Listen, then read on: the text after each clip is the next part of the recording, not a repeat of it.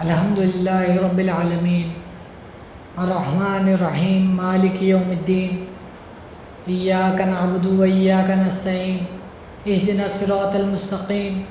صراط الذین انعمت علیہم غیر المغضوب علیہم ولا الضالین آمین۔ یہ سورہ فاتحہ ہے جو قرآن کریم کی سب سے پہلی صورت ہے، اور اس کی یہ شان ہے، اس کی شان میں اللہ تعالیٰ فرماتا ہے کہ اے حبیب صلی اللہ علیہ وسلم، ہم نے آپ کو 7 آیتیں بار بار دہرائی جانے والی دی ہیں اور قرآن کریم دیا ہے۔ تو یہ تمام قرآن کریم کا جو مضمون ہے صرف ان 7 آیتوں میں سمندر کو کوزے میں بھرنے کی طرح ہمارے سامنے پیش کر دیا گیا ہے۔ اسی لیے حضرت صاحب قبلہ عالم کی خانقاہ کا یہ معمول ہے کہ خطبہ جو دیا جاتا ہے، خطبہ ثانی میں سورہ فاتحہ پہ روشنی ڈالی جاتی ہے، یعنی خطبہ اولیٰ میں تو آپ قرآن کریم کی کوئی صورت لے کے اس پہ آپ روشنی ڈالتے ہیں، خطبہ ثانی میں آپ مکمل قرآن کو لوگوں کے سامنے پیش کرتے ہیں۔ اور اس کی شان میں اس کے مختلف کم سے کم 25 نام علامہ سیوطی رحمۃ اللہ علیہ نے بتائے ہیں، جس میں اللہ تعالیٰ اپنے بندے سے مخاطب ہوتے ہوئے اپنا تعارف بھی دے رہا ہے اور اپنی تعریف کر رہا ہے، اور کس طریقے سے اللہ سے دعا مانگنی چاہیے وہ بھی سکھا رہا ہے۔ اس کی جو درمیانی آیت ہے، چوتھی آیت، ایاک نعبد و ایاک نستعین، اس میں اللہ تعالیٰ فرماتا ہے کہ ہم کہو، یعنی حکم دے رہا ہے کہ ہم تیری عبادت کرتے ہیں اور تجھی سے مدد چاہتے ہیں۔ اب یہاں پہ سوچنے کی بات یہ ہے کہ ہمارے کو ایک جماعت کی شکل میں اس کی عبادت کرنا ہے،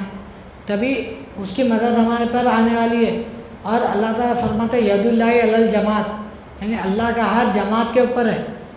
اگر ہم انفرادی طور پہ کچھ بھی کریں تو اللہ کی مدد جس طریقے سے آنی چاہیے اس کا تصور ہم نہیں کر سکتے۔ اسی لیے آپ دیکھیں آج جو بھی تبلیغ کرتے ہیں انفرادی طور پہ، ان سے ہٹ کے کوئی اور اس مقام پہ آنے والا کوئی بھی نہیں ملتا ہمیں، لیکن حضور نبی کریم صلی اللہ علیہ وسلم نے اپنے صحابہ کرام کو اس طریقے سے تیار کیا کہ اللہ فی اصحابی، ہر صحابی میں اللہ نظر آ رہا۔ اور حضور نبی کریم صلی اللہ علیہ وسلم کو اگر دیکھنا ہے تو آپ صحابہ کا کوئی بھی اگر سفیر آتا تھا باہر سے تو صحابہ کرام کی محفل میں دیکھ کے مجبوراً یہ سوال کرتا تھا ایکم محمد، کہ تم میں محمد صلی اللہ علیہ وسلم کون ہے؟ تو آپ اپنے ساتھیوں کو اس قدر ہمرنگ بنا دیے۔ تو ایاک نعبد و ایاک نستعین اس منزل میں آئے، یعنی ہم اگر جماعتی شکل میں آئے تو ہی اللہ کی مدد ہم کو حاصل ہو سکتی۔ علامہ اقبال فرماتے ہیں کہ تم ہو آپس میں غضبناک، وہ آپس میں رحیم، تم خطا کار و خطابی، وہ خطا پوش و کریم، چاہتے سب ہیں کہ ہو اور جو سریا پہ مقیم، پہلے پیدا کرے ویسا کوئی قلب سلیم، تخت فغفور بھی ان کا تھا سریر کہہ بھی، یوں ہی باتیں کہ تم میں وہ حمیت ہے بھی،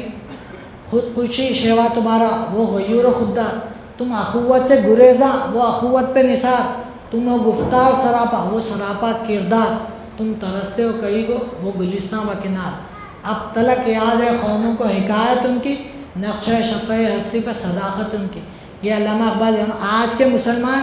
اور صحابہ کرام کو کمپیئر کرتے ہوئے بتائے کہ کس وجہ سے تمہارے اندر یہ زوال آ گیا۔ صحابہ کرام ہر کسی کا عزت احترام کرتے ہوئے آگے بڑھے، اگر کسی کے اندر کوئی کمی دکھتی تھی اس کو فوراً وہیں پہ سیدھا کرنے کی کوشش کرتے تھے، ان کے لیے اپنے دل میں کچھ بھی بغض رکھ لے کے نہیں بیٹھے۔ اس لیے علامہ اقبال کیا فرماتے ہیں، ہوا چھپ چھپ کے سینوں میں بنا لیتی تصویریں۔ صحابہ کرام کا یہ معاملہ نہیں تھا۔ آپ کسی بھی صحابی کی تاریخ اگر دیکھیں گے تو یا اگر بولا ہے وہیں کا وہیں درست کر دے سامنے والے کو، نہیں تو زندگی بھر ان کو کچھ کبھی نہ بولے۔ تو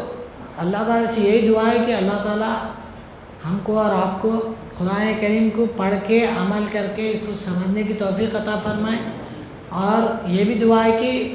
اب جو آنے والا مہینہ رمضان کا، اللہ تعالیٰ ہم سب کو رمضان کا مہینہ نصیب فرمائے۔ ان اللہ وملائکتہ یصلون علی النبی یا ایھا الذین آمنوا صلوا علیہ وسلموا تسلیما اللہم انا نحن نصلی علی سیدنا و مولانا محمد المعلی شان ماہی البطلان حاشر الانسان رحمتا للعالمین سید الانبیاء والمرسلین سراج الاولین والآخرین حزبہ حزب اللہ دینہ دین اللہ قبلتہ بیت اللہ ومن یطیعہ فقد اطاع اللہ فی مرتبۃ الغیب واللہ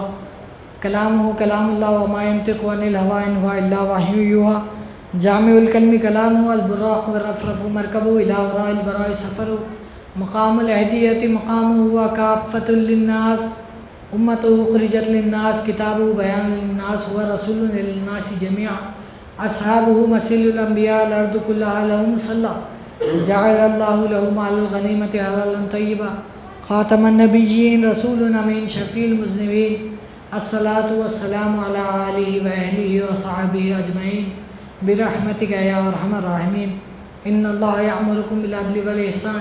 وإیتاء ذی القربی وینہی عن الفحشاء والمنکر والبغی یعظکم لعلکم تذکرون اذکروا اللہ یذکرکم وادعوہ یستجب لکم ولذکر اللہ تعالی اعلی وأعلی وأعز وأجل وأعم وأکبر.